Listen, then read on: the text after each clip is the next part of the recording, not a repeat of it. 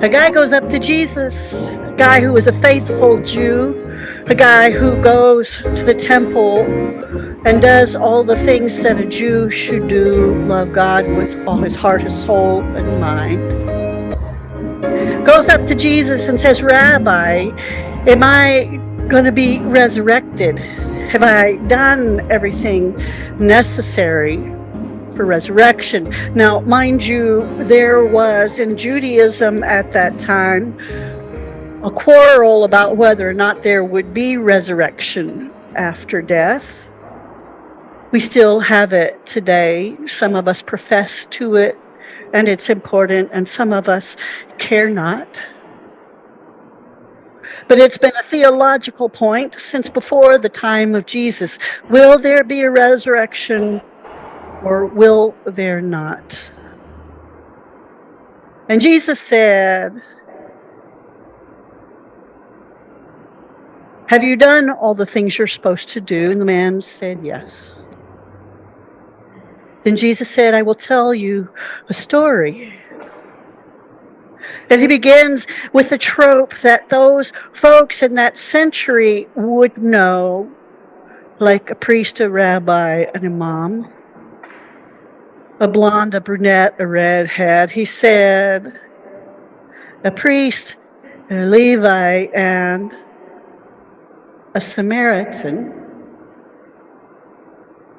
Though the young man would have been listening for a priest, a Levite, and an Israelite, Jesus has a twist.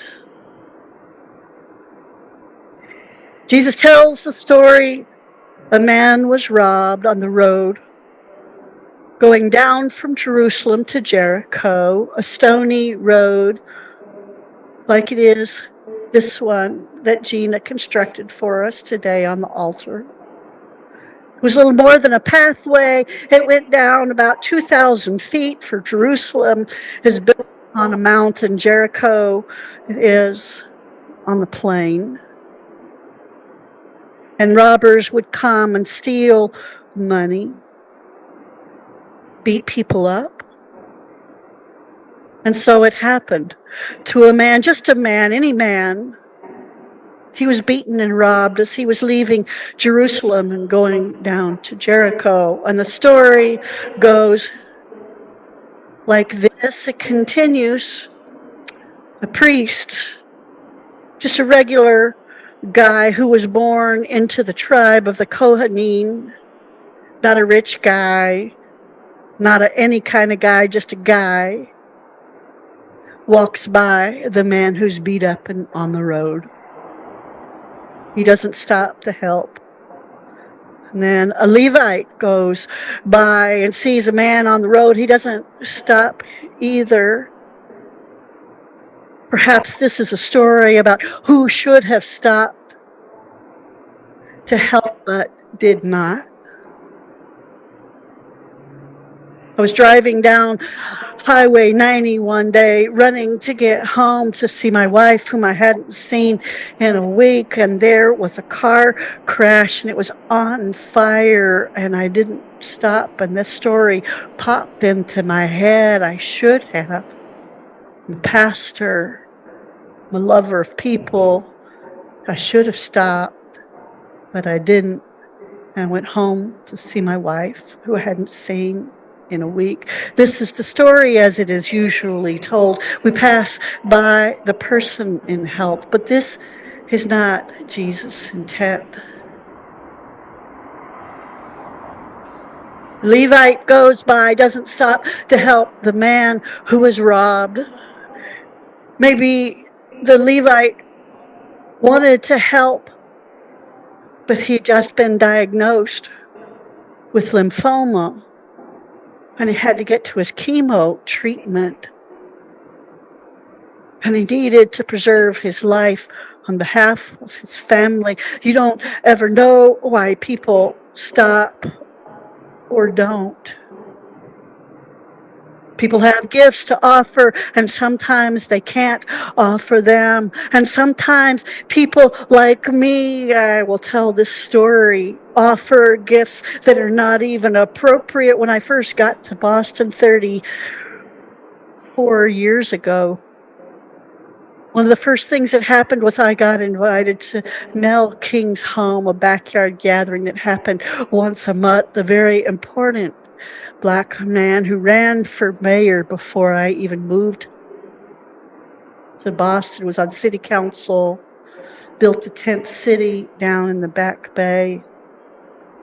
I was one of a few white people there, and they were trying to talk about something in city government. I had just landed on the shores of Boston. They thought that they needed money to get something done, and I said I could raise it, and I could not. When I look back on that day and that offering, I thought how like white people it is to offer something that does not help, that it is not possible because they've not asked what help is necessary, what help is really help. But that's not what Jesus was talking about either. He was setting the story up for the Samaritan, a priest, a Levite, a Samaritan. This would have been what astonished this young man and anyone listening, that a Samaritan would have stopped. Not because he was a good Samaritan. That's like saying, oh, those gay people, they're really nice, so patronizing. Or that politician talked to me so empty of what's inside that a famous person should say hello. But you need to know this about why a Samaritan. The Judeans, the people around Jerusalem, the Jews had been fighting with the Samaritan, who were also from the tribe Abraham, Isaac, Jacob, but had been fighting with the Jews from Judea since the split of the kingdom. They sent men down to grab one of the prophets' daughters and gang raped her. And then the Judeans went up into Samaria and ransacked and burned their towns and their homes and took all the booty home with them. These two groups of people were mortal enemies, and the Jews from Judea had a lot of reason to be afraid of the Samaritans, and the Samaritans had a terrible fear of the Judeans, the folks from around Judea. The Samaritan helped the man on the road. He didn't just have compassion for him, he also picked him up and put him on his donkey, and took him to a place that could care for the man, and said, keep a tally of how much it costs. I will pay it. This story of the priest, the Levite, and the Samaritan was set up for the man who wanted to know, could he tick every box so that he would enter the resurrection? Debated as it was, had he done everything right? And what Jesus said is it in you to be cared for by a man who you think hates you?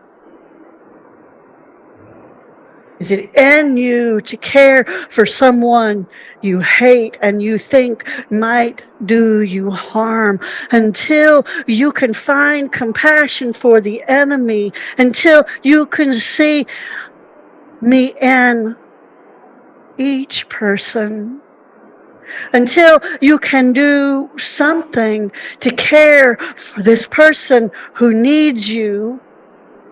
If you have the capacity to do it,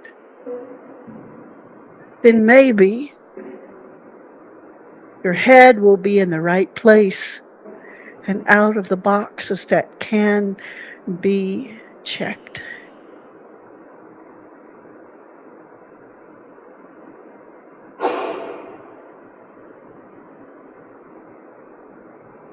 This is our legacy from Judaism, a legacy for us to pick up and try on, and that is to move from belief, the checking of the box, to be acting and doing as if we could even care for our enemy and let them care for us. I'm not talking about the kind of caring that happened after the shooting in the AME church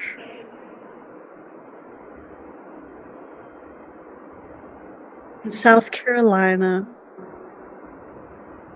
where folks said, already I forgive the person as a way to survive, as a strategy for not getting killed, though that is necessary, but for seeing who and what is in us that is Jesus-like, making decisions about who we can help and receive help from when we have the capacity to do it, and when the help that we offer will actually be help. We won't give reparations because we think it's a cute idea, but we offer and receive reparations because it lays a place in us. It levels a ground for us where no one needs to give or receive charity, but that each of us have what we need when we need it, so that we may offer our gifts, even if it means helping or receiving help from an enemy. This sermon terrifies me because I don't know that I can receive help from those who I perceive have meant to harm me. But what I long for myself and for us is to know more truly who we're helping, whom we're receiving help, so that Jesus may be seen everywhere.